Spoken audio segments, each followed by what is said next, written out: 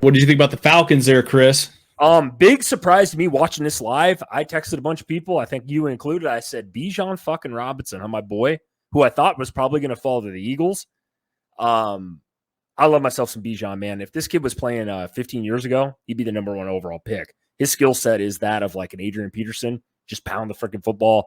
Big kid, tremendous human being, by the way. If you ever anybody hears him talk, man, very mature guy. I like people like that. NFL's when you get a lot of money, Christian, a lot of guys change. I think this kid's just a really good dude. Gonna work hard. Man, they had Tyler Algier, and that's what surprised me is that they drafted him where they did because they had two really good backs last year. Atlanta ran the football more than any other NFL team last year, and actually kind of by far, right up there with the Panthers. So I was very surprised that they drafted him there, but I thought they probably did, hey, we're taking the best player available. Fuck it. You know what I mean? Yeah. I think that's what they did, and they got a really good one in Bijan Robinson. It's hard to see running backs go super high. You never see it. It's rare. If anybody usually does go high, 9 times out of 10, they're Saquon Barkley or guys like that. So I'll move through that list there. The guard, the Falcons need a lot of help, Christian. You know this. You live down in Georgia, for a long time. They need a lot of help now. I mean, it's not just one piece. They need multiple pieces here to become a successful NFL football team.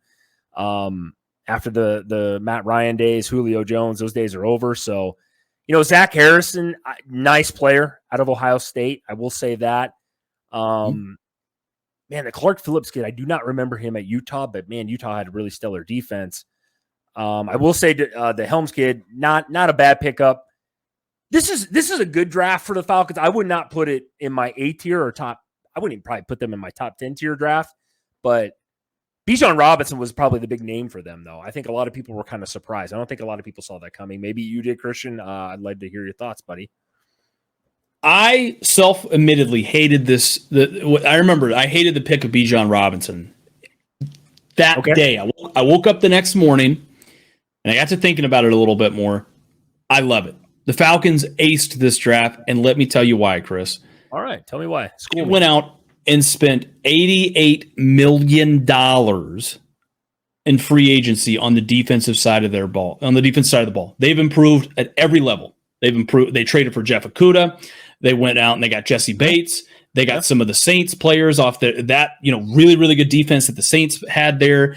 They get some other players like Calais Campbell. Nice they pick up some. Nice. They get Bud Dupree. They get some of these guys. Maybe they're not the A tier, players that you'd want to say. They're relevant, they are a relevant defense, exactly. So you talk about going from being one of the worst defenses in the league to probably being a top 15 just by what they've signed, in my opinion. Immediately going to make a huge difference for them right there. Okay, this is where I think, and I really stopped to think about it. So you go and you look at on offense, right? Offensive line was the top 5 offensive line last year.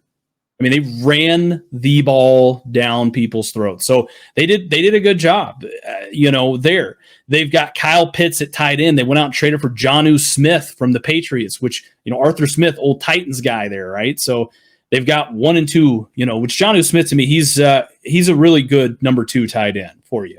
If you can have him as a number 2 tight end, the dude can absolutely get loose and he can shock some people. If he's your number 1, well, again, you're going to get tired. There's going to be some limitations. But to me, you've got Drake London out there. You know who this team reminds me of, Chris?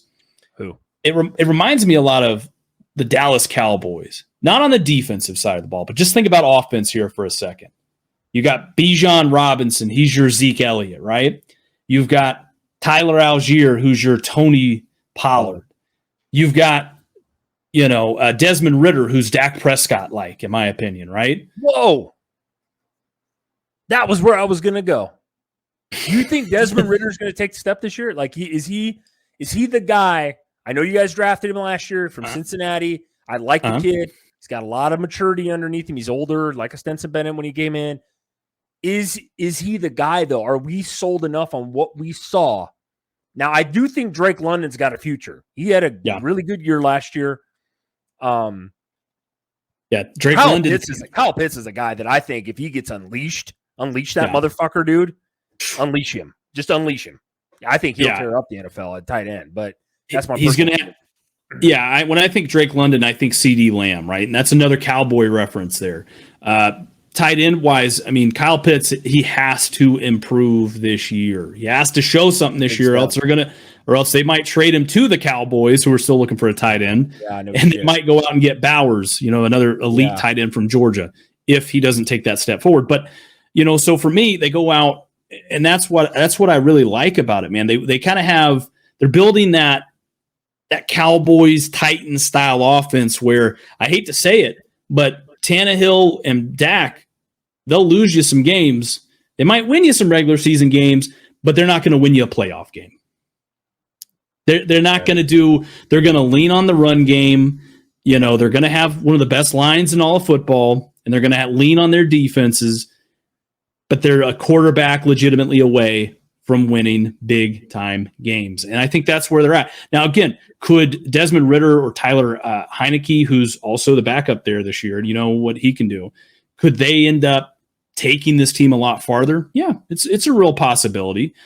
To me, I like the Bergeron pick there, the kid from Syracuse. They had him rated, I think, as one of the best interior linemen.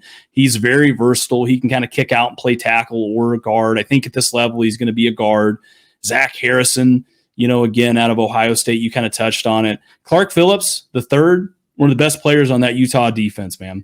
I mean, dude is a ball hawk, man. I mean, he's not the biggest guy in the world, but man, he finds the ball, and I like that, dude. I mean, he to me can come in and be probably a nickel back there for him in certain positions, and he can probably see the field pretty early. I like the DeMarco Helms pick too. I mean, he's a physical safety there, and he's going to come up. Tough dude. So, yeah, I give the Falcons a really good grade. A lot of people weren't high on it, but I just think with what they've got, it sets them up pretty good, and they're going to see whether Ridder can play this year or not.